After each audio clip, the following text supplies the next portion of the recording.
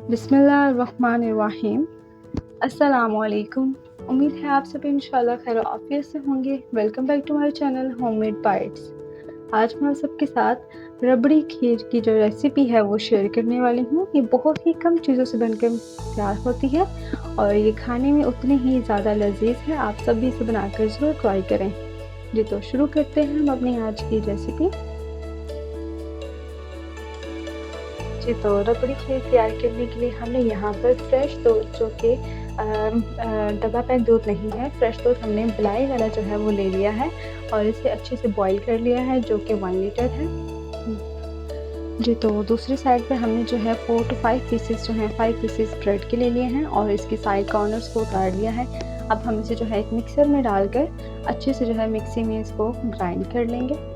जी तो आप देख सकते हैं कुछ इस तरह से जो है हमने पीसेस को छोटा छोटा कर लिया है और अब हम इसको ग्राइंड करके मज़ीद जो है बारीक कर लेंगे। जी तो आप देख सकते हैं यहाँ पर बिल्कुल बारीक सा चूरा सा हो चुका है।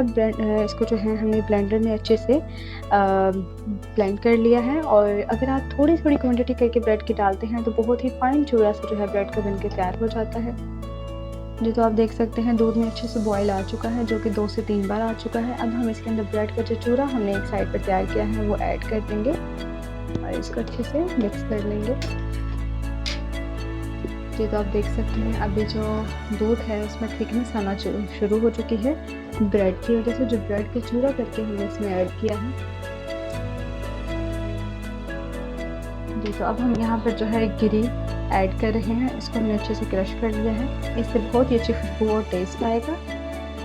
जी तो यहाँ पर हम जो है क्योड़ा एसेंस ले लिया है खुशबू के लिए जो कि हम सिर्फ पिंच ऐड करेंगे। जी तो दूसरी साइड पर हम जो है रबड़ी खीर के लिए कैरेमल तैयार करेंगे जिसके लिए हमने यहाँ पर हाफ कप जो है चीनी ले ली है। बिस्मिल्लाहिर्रहमानिर्रहीम। जी तो यहाँ पर आप देख सकते हैं कि अब चीनी अच्छे से मेल्ट होना शुरू हो चुकी है और इसका कैरेमल तैयार हो रहा है। और कैरेमल को हमने ज़्यादा जो है ब्लैकिश टोन में नहीं लेके जाना है क्योंकि इससे जो उसका टेस्ट है वो बहुत ही कड़वा सा आना शुरू हो जाता है। तो हम बिल्कुल लाइट सा कलर ही रखेंगे, ब्राउनिश। जी तो आप देख सकते हैं अब हम कैरेमल जो है इसके अंदर ऐड कर रहे हैं।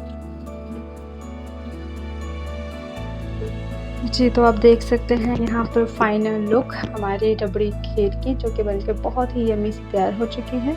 और इसकी गार्निशिंग के लिए हमने बादाम और गिरी का जो है इस्तेमाल किया है। गिरी को क्रश करके हमने इसके अंदर भी इस्तेमाल किया है। मुझे उम्मीद है कि आज की रेसिपी भी आप सबको बहुत पसंद आई होगी। मिलते हैं एक न्यू रेसिपी के साथ, एक न्यू वीडियो के साथ। तब तक आप सब अपना बहुत सा ख्याल रखिएगा और मुझे भी अपनी दुआओं में याद रखिएगा। फ़ी अमान अल्लाह।